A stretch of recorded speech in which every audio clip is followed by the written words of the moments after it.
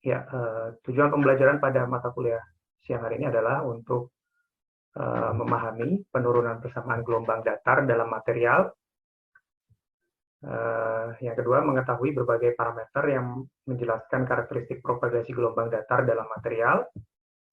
Dan yang ketiga adalah mampu membedakan berbagai karakteristik propagasi gelombang datar yang merambat dalam berbagai jenis material.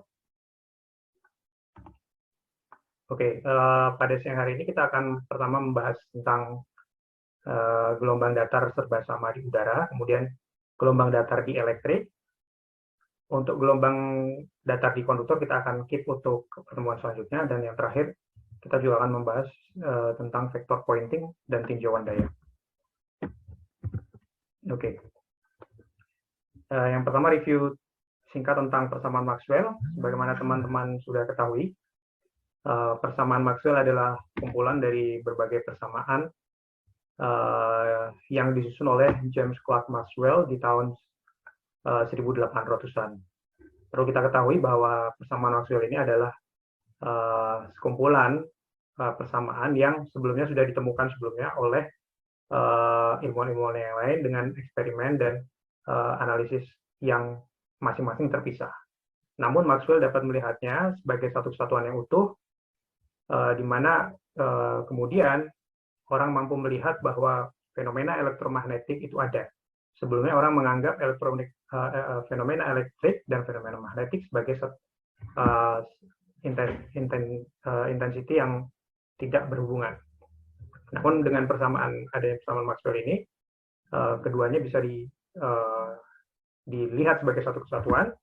Dan lebih signifikan lagi, dengan persamaan Maxwell ini kita bisa memprediksi adanya gelombang elektromagnetik dan juga mampu memprediksi adanya kecepatan cahaya.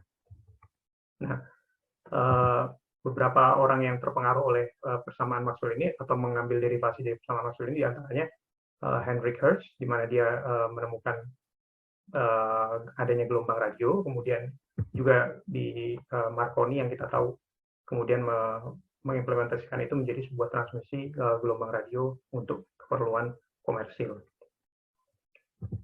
Ya, oke. Selanjutnya kita ke materi yang spesifik untuk materi siang hari ini, yaitu gelombang datar, plane wave. Mungkin teman-teman sudah mengetahui bahwa gelombang datar ini bisa muncul dari sebuah gelombang sirkular yang berubah menjadi gelombang datar ketika sudah melampaui jarak tertentu. Sebagai contoh di sini saya perlihatkan gambar di mana di suatu titik terdapat sebuah getaran atau perambatan gelombang sirkular yang kemudian pada satu titik tertentu dia menjadi gelombang datar. Di sini kita bisa lihat gelombang datar ini memiliki komponen bidang atau komponen yang datar di sebuah bidang tertentu. Di sini komponen yang sama yaitu XY. Tidak ada perubahan di vektor ini baik di X maupun Y, karena di semua titik XY ini, di bidang XY ini, nilainya adalah sama. Makanya kita sebut dia sebagai gelombang datar. Nah, yang untuk spesifik kita akan bahas yang hari ini adalah tentang bagaimana gelombang datar ini masuk ke medium tertentu dan bagaimana interaksi yang akan terjadi ketika gelombang tersebut masuk ke medium. Bagaimana perubahan propagasinya, bagaimana nilai-nilai tersebut, nilai-nilai parameter yang ada di medium itu mempengaruhi perambatan gelombang tersebut. Karena sebagaimana kita ketahui, meskipun gelombang elektromagnetik ini mampu berjalan atau melakukan propagasi tanpa medium, gitu, di ruang hampa.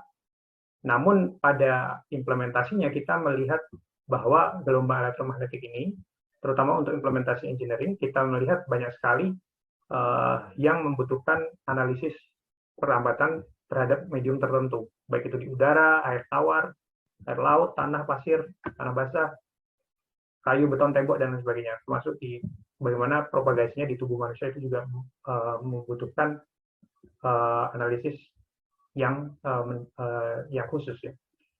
Dimana kita mengetahui di tiap-tiap medium tersebut yang mempengaruhi propagasi, karakteristik propagasinya adalah nilai-nilai dari medium itu diantaranya permeabilitas, permitivitas, dan konduktivitas. Permeabilitas di sini adalah reaksi bahan terhadap medan magnet, permitivitas reaksi bahan terhadap medan listrik, sementara konduktivitas reaksi bahan yang bersifat konduktif. Nanti kita akan lihat bagaimana masing-masing nilai ini bisa kita bedakan. Oke, di sini saya berikan contoh terlebih dahulu, contoh singkat. Anggaplah di sini ada sebuah balok kayu dengan permitivitas dengan nilai permitivitas tertentu dan nilai tangan D ini nanti kita akan pelajari dengan frekuensi operasi dengan perambatan gelombang 3,5 GHz. Ada plane wave atau gelombang datar yang merambat kemudian memasuki atau melewati balok kayu tersebut. Maka bisa kita lihat di sini ini gelombang ini plane wave-nya, di mana sumbu X ini adalah polarisasi dari medan elektriknya. Kemudian kita bisa lihat di sini ketika medan elektrik tersebut merambat, kita bisa menggambarkannya seperti terlihat dari simulasi ini.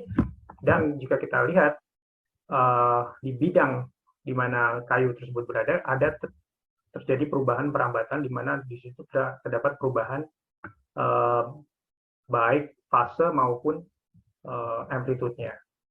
Nah, nanti kita akan lihat bagaimana nilai-nilai permitivitas, permeabilitas, maupun konduktivitas akan mempengaruhi perambatan tersebut, perambatan plane wave ini, perambatan gelombang datar ini terhadap di masing-masing medium.